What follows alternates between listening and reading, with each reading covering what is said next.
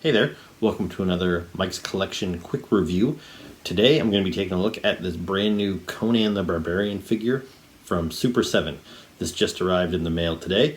It comes in this really nice box, nice picture of Conan on the front. The artwork kind of wraps around all three sides. Get a little more art on the back. This sleeve just slides off, reveals the figure inside. A bit of a bio on the back. It's kind of hard to read there, but you can kind of see the lettering on there. Anyway, let's pop this guy open and take a closer look at him. So here is Conan the Barbarian outside of the packaging. So if you're not familiar with Conan, here's a quick little recap. He was created by Robert E. Howard in the 1930s, and his stories were featured in Weird Tales magazine. Probably around the 1960s, those stories started being collected into softcover books with covers that were made famous by the artist Frank Frazetta. In 1970, Marvel started publishing a Conan comic book series with art by Barry Windsor Smith. And you'll see here that this action figure is inspired by the cover of issue 1. After Marvel stopped publishing Conan books, Dark Horse picked up the license, and they published Conan comic books for almost 20 years throughout the 2000s. Around 2018, 2019, Marvel got the license back, and they have just started publishing Conan comic books again in the last couple of years. Probably a lot of people were introduced to Conan through the movies starring Arnold Schwarzenegger. So there was Conan the Barbarian in '82 and Conan the Destroyer in 1984. And probably a lot less people were introduced to the character through the 2011 reboot starring Jason Momoa, which is kind of an underwhelming reboot of the film franchise, but I'm sure Conan will return to cinema once again sometime soon. So as I mentioned earlier, this figure was produced by Super7, and that is the company that has been producing Masters of the Universe Classics figures for the last few years. So if you're familiar with the Masters of the Universe Classics style of figure, body type, articulation, all that type of stuff, you should know what to expect from this figure here. And this figure should fit in pretty seamlessly with all of your Masters of the Universe Classics figures, especially characters like Vicor and Vicron, they themselves who are kind of inspired by Conan the Barbarian. Okay, so now let's take a closer look. So here you see the basic body. Like I said, this is what we've seen on He-Man figures going back for more than a decade now. So I've seen a couple other people already talking about this toy online and complaining that the buck, the sculpt of this figure is a little old-fashioned for 2020 when you see it compared to what we're getting with Star Wars Black Series and Marvel Legends. These figures that are super articulated with double-jointed knees and double-jointed elbows and all kinds of extra articulation. So there's merit to that argument. This figure is a little bit old-fashioned considering it's based on a figure that's 10 years old now. But I'm glad they didn't change it. If the intent of this figure is for it to fit in with your Masters of the Universe Classics, I'm glad they stuck with the Masters of the Universe Classics style figure. If it was way more articulated with double-jointed knees and all that sort of stuff, it just really wouldn't blend in. So this figure doesn't move as much as a modern figure does, but it still moves pretty well. So you see he's got bends at the knees. He's got angular articulation, so his ankles can go side to side and front and back. He's got good leg articulation there, so he can do the splits. He's got this ab crunch here, so he can move forward and backward a little bit. Good range of motion on the arms. Elbow, wrist. Not only can they turn, but there's a joint there, so they can kind of be moved inwards. And then his head is ball jointed there. Now his hair hinders his movement a little bit there. But otherwise, I got no complaints with the articulation. It works the same as any of the Masters of the Universe figures, so if you were content with that, you should be fine with the articulation on this figure as well. Now let's talk about the sculpting and the paint.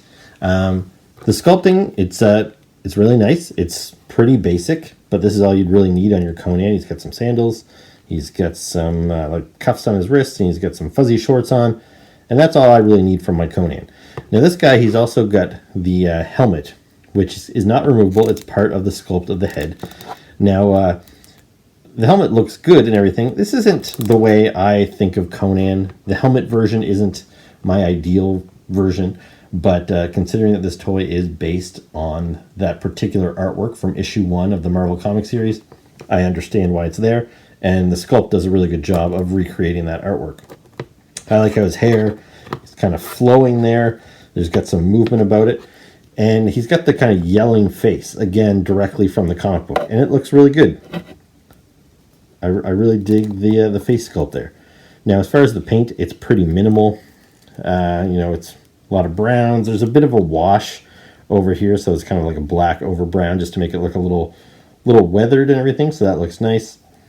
This necklace here is a separate piece. You might be able to remove it if you take his head off, which we will do in a moment. The painting on the head I think is quite nice. Again, I've seen some people that are kind of bothered by the shadowing. It might look like he has some eye makeup on. That's just supposed to be the shadow from the helmet and the horns. I actually think it looks pretty good, and it makes his eyes stand out a little bit more, so I like that.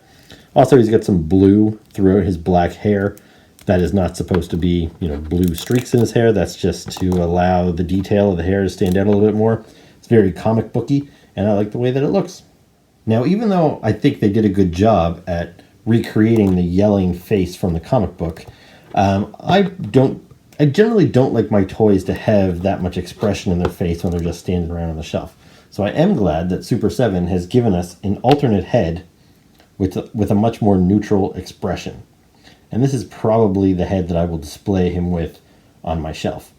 Now, the only thing I was a little disappointed with is when I first heard that Super7 was going to give us an alternate head, I was really hoping it was going to be a head without the helmet, because I think I'm not the only one who would have preferred a non-helmeted Conan. But this is what we got, and I'm sure they're going to try and sell us another version of Conan sometime down the road, so I kind of don't blame them for not giving us a non-helmeted head. But I'm glad they did give us this option. So let's switch it up and put this head on. So here we have our much more calm and collected Conan. And I'm happy to report that the swapping the head was very easy to do. I was a little worried, but yeah, it went on nice and easy, so no problems there. So now let's take a look at his other accessories. So besides the alternate head, he has this dagger, which clips onto his belt. In some of the other reviews I've seen, it really does not stay in place very well. You can see there's a little peg in his rubber shorts, and that is supposed to hold that in place. Apparently that does not work very well. Now, in the package, this figure came with a clear elastic holding the knife in place. So that's not intended to stay there, but I might leave mine on because you can't really see it, and it helps hold that dagger in place.